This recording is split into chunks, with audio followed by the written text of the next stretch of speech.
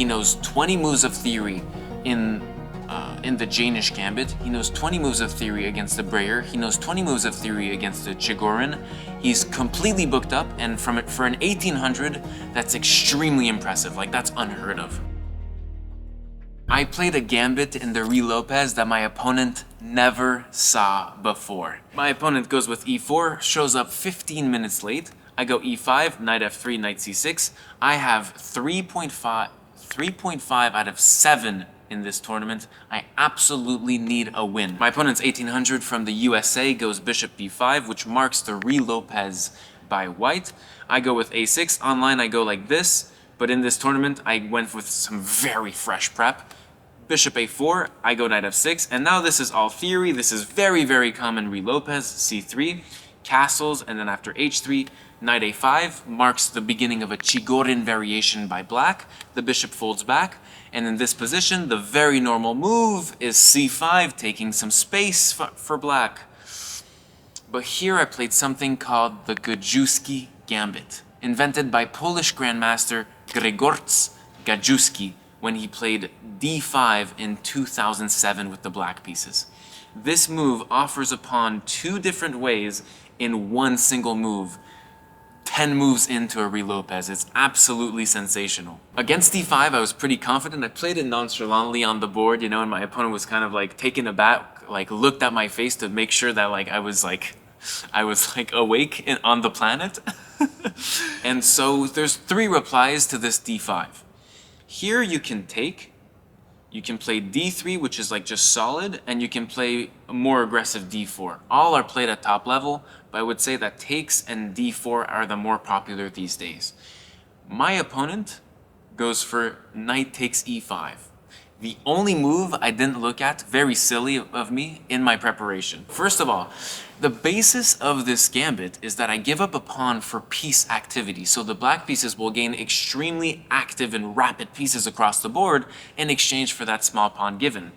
So knight takes e5, I take on e4, and this is the gift of the pawn. You know, if you want to take back, knight takes, rook takes, and I have bishop b7, and this bishop is very, very strong. Let's say the rook folds back, c5, and my pieces are extremely animated on this queen side. I'm going to go queen d5, threatening checkmate, and it's just really, really nice compensation. Meanwhile, the white pieces are completely undeveloped on the queen side, and the compensation for the pawn is just very obvious.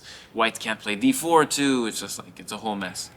So my opponent sees this and plays d4. Now, in one of the lines that we saw that was possible originally, which is d4, black can take here, and then on knight takes, we have the same position I just showed you.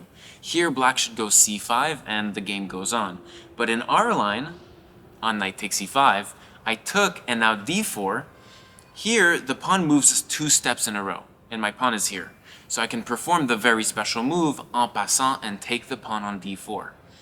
Which in the other line I couldn't do because the pawn was already on d4 and it was not possible to do en passant. So I do en passant now, boom, en passant on d3. Wow. Bishop takes, sorry, and I go bishop b7, activating the bishop along this beautiful diagonal. And it's basically the gambit itself, but without a pawn down. So I got my opponent out of prep, which, by the way, after the game, my opponent admitted he knows 20 moves of theory in the Danish Gambit. He knows 20 moves of theory against the Breyer. He knows 20 moves of theory against the Chigorin. He's completely booked up, and for an 1800, that's extremely impressive. Like, that's unheard of. So I was like extremely scared when I heard that after the game. But I had seen that a little bit during my preparation. So bishop b7. And the concept is, usually black loves to bring the queen here to battery on g2 and make the black pieces uncomfortable. So restrain a knight probably on f3 and always have this threat on g2, etc. My opponent goes knight bd2 after some time of thought. My opponent has used half of his time after 14 moves. Quite like last game, actually. Knight d2. The idea is to transfer the knight to f3. It's very sensible, very, very smart.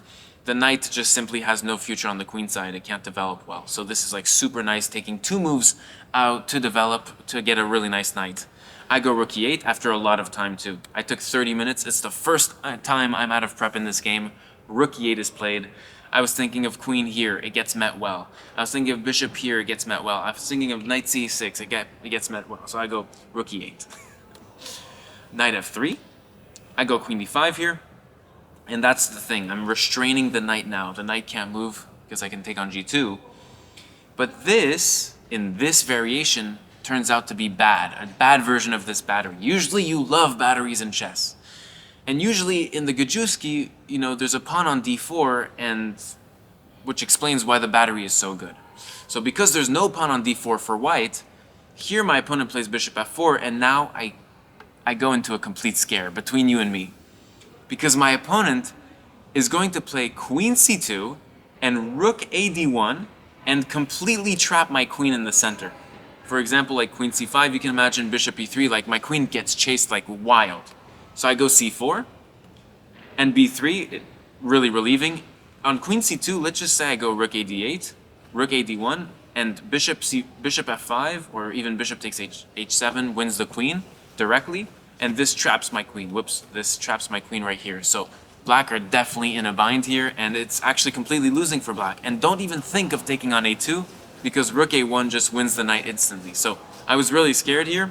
That's why I wanted to meet queen c2 with a direct c5, but even this would have been losing from this position. My idea is that now the c5 square is free for my queen, but here